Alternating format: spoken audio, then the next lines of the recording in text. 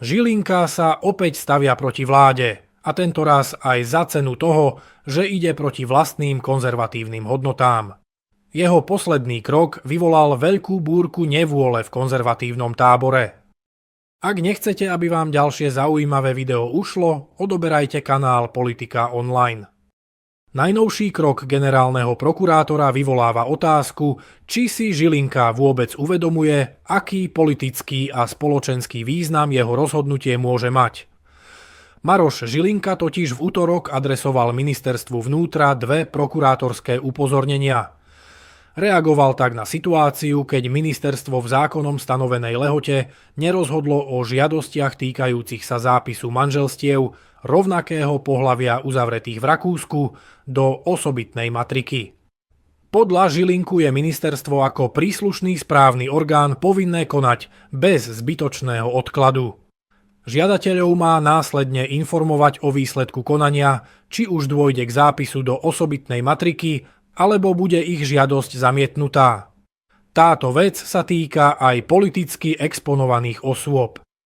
Jedným z nich je poslanec PSK Michal Sabo. Ten ešte v máji požiadal slovenské úrady o postup, ktorý by mu umožnil dosiahnuť uznanie manželstva s partnerom uzavretého v Rakúsku. Keďže podľa jeho slov do júna nedostal od ministerstva žiadnu odpoveď, avizoval možnosť podania žaloby. Druhá žiadosť sa týka Metoda Špačeka, ktorý v minulosti pôsobil ako vedúci kancelárie prezidentky Zuzany Čaputovej a v súčasnosti pracuje na bratislavskom magistráte. O zápis manželstva uzavretého v Rakúsku požiadal spolu so svojím partnerom Ivanom Novotným, odborníkom Sasky na zahraničnú politiku a diplomaciu. Ani táto žiadosť podľa dostupných medializovaných informácií nebola doteraz vybavená. Slovenská ústava pritom manželstvo výslovne definuje ako zväzok muža a ženy a zároveň jeho ochranu spája s otázkou národnej identity.